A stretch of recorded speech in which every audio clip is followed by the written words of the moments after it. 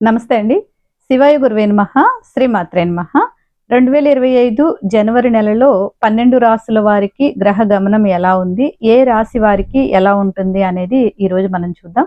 అంటే కొన్ని రాశులకి వారికి అనుకూలంగా ఉంటుంది, కొన్ని రాశుల వారికి కొన్ని విషయాల్లో ప్రతికూలతలు ఉంటాయి. వాటికి సంబంధించినటువంటి అంటే ఆ ప్రతికూలతలు కొంచెం మనకి ఎక్కువగా కాకుండా కొంచెం తగ్గడానికి కొన్ని పరిహారాలు ఉంటాయి. అంటే ఏ దేవి దేవత ఆరాధన అయినా మనం చేసుకోవడం, ఏదైనా మంత్రం చదువుకోవడం అలా ఉంటాయి.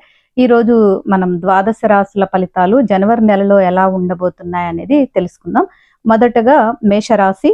మేషరాశి వారికి ఈ జనవరి నెలలో చేయు వృత్తి యందు అన్ని రంగాల వారికి మంచి అభివృద్ధిగా ఉంటుంది. ఆరోగ్యం బాగుంటుంది. శుభకార్యాలలో పాల్గొంటారు.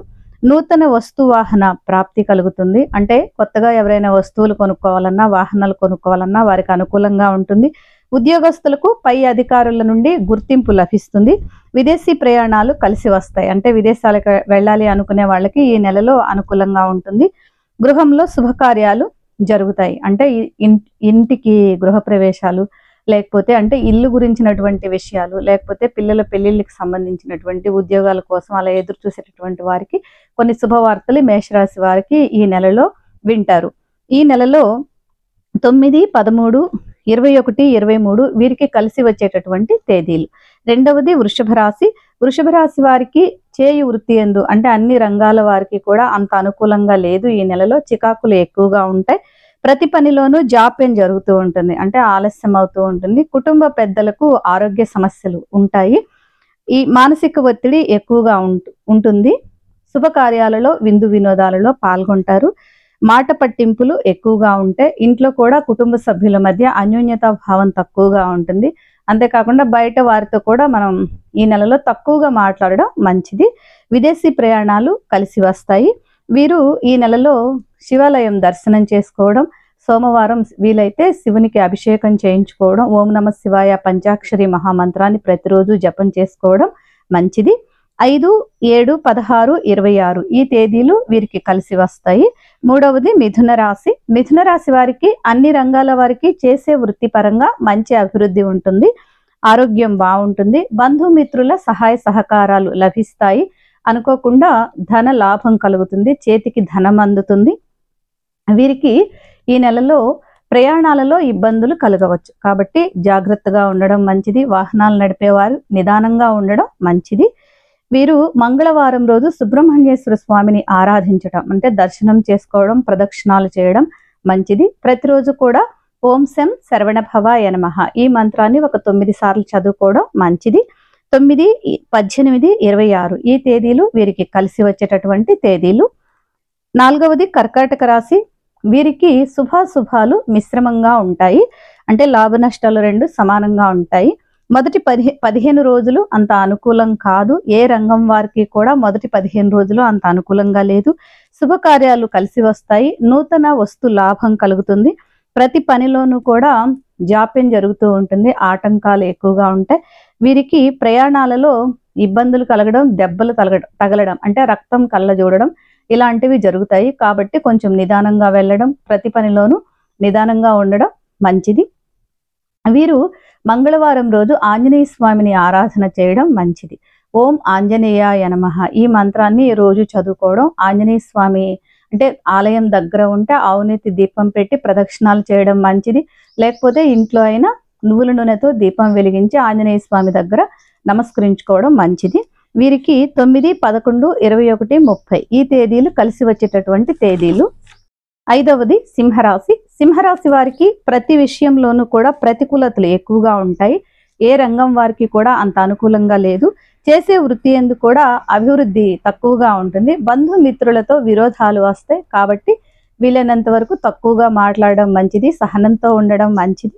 ప్రయాణాలు లాభిస్తాయి. ధనలాభం కలుగుతుంది. ఆత్మవిశ్వాసంతో ముందుకు నడవడం మంచిది. ఆత్మవిశ్వాసం కూడా పెరుగుతుంది. వీరికి ఈ నెలలో అనుకున్నటువంటి పనులు అంటే ఎప్పటి నుంచో అనుకున్నటువంటి పనులు కూడా కొంచెం ముందుకి సాగడానికి అవకాశం ఉంది.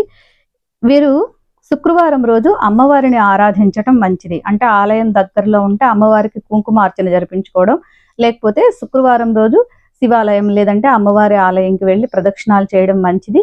శుక్రవారం ఉదయం 10:30 నుండి 12 గంటల వరకు రాహుకాలం ఉంటుంది. ఆ సమయంలో నిమ్మడప్పులలో దీపం వెలిగించుకోవడం కూడా మంచిది.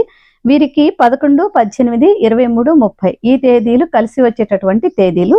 తర్వాత కన్యారాశి వారికి చేసే ప్రతి పని యందు కూడా అన్ని రంగాల వారికి మంచి అభివృద్ధి ఉంటుంది. పని ఒత్తిడి పెరుగుతుంది. ఉద్యోగులు పై అధికారుల వలన సమస్యలు ఎదుర్కొనవలసి వస్తుంది. దూర ప్రయాణాలు కలిసి వస్తాయి. శుభకార్యాలలో పాల్గొంటారు. బంధుమిత్రుల సహాయ సహకారాలు వీరికి ఉంటాయి. కుటుంబంలో ఉండేటటువంటి అంటే అంతకు ముందు నుంచి ఎదుర్కొనేటటువంటి సమస్యలకు కొంచెం ఊరట లభిస్తుంది.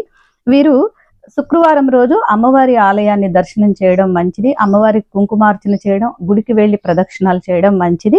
వీరికి 7, 16, 21, 23 ఈ తేదీలు కలిసి వచ్చేటటువంటి తేదీలు. తర్వాత తులరాశి వారికి చేసే వృత్తి యందు అన్ని రంగాల వారికి మంచి అభివృద్ధి ఉంటుంది. ఆదాయం బాగుంటుంది. గృహంలో శుభకార్యాలు కలిసి వస్తాయి. కుటుంబ సభ్యుల మధ్య కొంచెం చికాకులు ఎక్కువగా ఉంటాయి. అవగాహన లోపం, మానసికమైనటువంటి సమస్యలు ఎదుర్కొనవలసి వస్తుంది.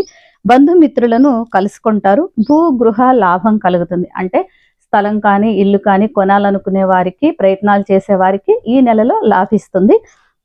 వీరు మంగళవారం రోజు సుబ్రహ్మణ్యేశ్వర స్వామిని ఆరాధించడం మంచిది. అంటే నెలలో 4 వారాలు వస్తాయి కదా, ఈ 4 మంగళవారాలు కూడా సుబ్రహ్మణ్యేశ్వర స్వామి గుడికి వెళ్ళి పుష్పాలతో పూజించి నైవేద్యం పెట్టి, పండ్లు నైవేద్యం పెట్టి ప్రదక్షిణాలు చేయడం మంచిది. వెళ్ళలేనటువంటి వారు ఓం శం శరవణ భవాయ నమః ఈ మంత్రాన్ని ప్రతిరోజు చదువుకోవడం కూడా మంచిది. వీరికి 9, 18, 23 ఇవి కలిసి వచ్చేటటువంటి తేదీలు. తర్వాత వృశ్చిక రాశి వారికి అన్ని రంగాల వారికి చేసే వృత్తి యందు మంచి అభివృద్ధి ఉంటుంది. ఎప్పటి నుంచో ఎదురు చూసేటటువంటి పనులు ఈ నెలలో నెరవేరుతాయి. ఆదాయం బాగుంటుంది. ఆర్థికంగా మంచి అభివృద్ధి ఉంటుంది. ప్రయాణాలు లాభిస్తాయి. విందు వినోదాలలో పాల్గొంటారు. బంధుమిత్రులను కలుసుకుంటారు. వివాహాది శుభకార్యాలు కలిసి వస్తాయి. అంటే పెళ్లి చేయాలనుకుంటున్నా, లేకపోతే ఇల్లు గురించి ఏదైనా ఆలోచన చేస్తున్నా అవి మనకు అనుకూలంగా రావడానికి ఈ నెలలో అవకాశం ఉంది. వీరికి 9, 11, 21, 26 ఇవి కలిసి వచ్చేటటువంటి తేదీలు. తర్వాత ధనుసు రాశి వారికి అన్ని రంగాల వారికి చేసే వృత్తి యందు మంచి అభివృద్ధి ఉంటుంది.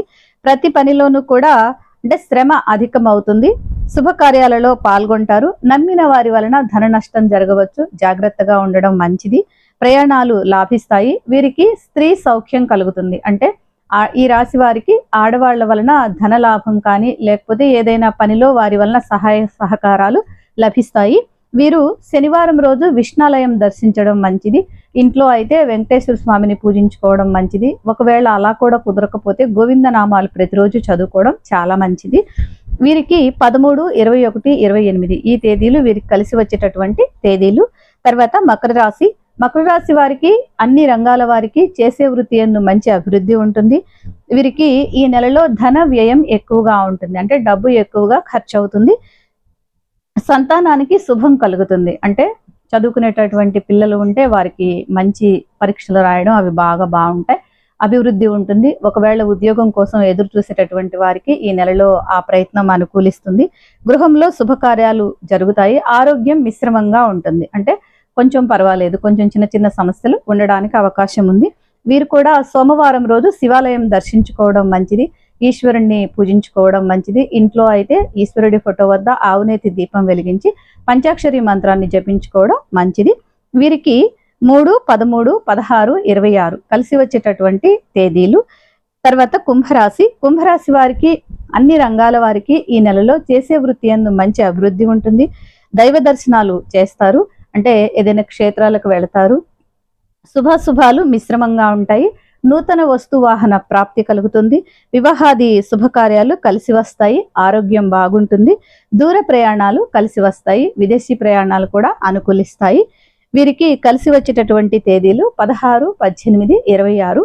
తర్వాత ఈ మీనరాశి వారికి అన్ని రంగాల వారికి చేసే వృత్తిలో మంచి అభివృద్ధి ఉంటుంది. అంటే వీరికి ఈ నెలలో కొంచెం తొందరగా కోపం వస్తుంది. కోపం ఎక్కువగా ఉంటుంది. తగ్గించుకోవడం మంచిది. సహనంగా ఉండటం మంచిది. భార్యాభర్తల మధ్య అవగాహన లోపంతో మానసిక సమస్యలు ఏర్పడడానికి అవకాశం ఉంది. ఆరోగ్యం కూడా అంత బాగోలేదు. ఆరోగ్య సమస్యలు ఏర్పడవచ్చు. ప్రతి పనిలోనూ కూడా జాప్యం జరుగుతుంది. అంటే చిన్నగా పనులు నిదానంగా అవుతాయి. వీరికి ఈ నెలలో ఆదాయం మంచి అభివృద్ధి ఉంటుంది, అంటే ఆదాయం పెరుగుతుంది. వీరు ప్రతి సోమవారం శివాలయమునికి వెళ్ళి స్వామిని దర్శనం చేసుకోవడం, ప్రదక్షిణాలు చేయడం మంచిది. ఇంట్లో కూడా ప్రతిరోజు వచ్చిన వారు శివుని యొక్క స్తోత్రాలు అంటే లింగాష్టకం లేకపోతే ఏదైనా ఆ స్తోత్ర నామాలు అలా చదువుకోవడం మంచిది.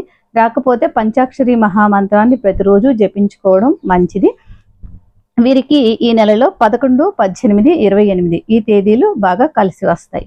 ఈ జనవరి నెలలో 12 రాశుల వారికి ఫలితాలు ఈ విధంగా ఉన్నాయి. సర్వేజన సుఖినో భవంతు.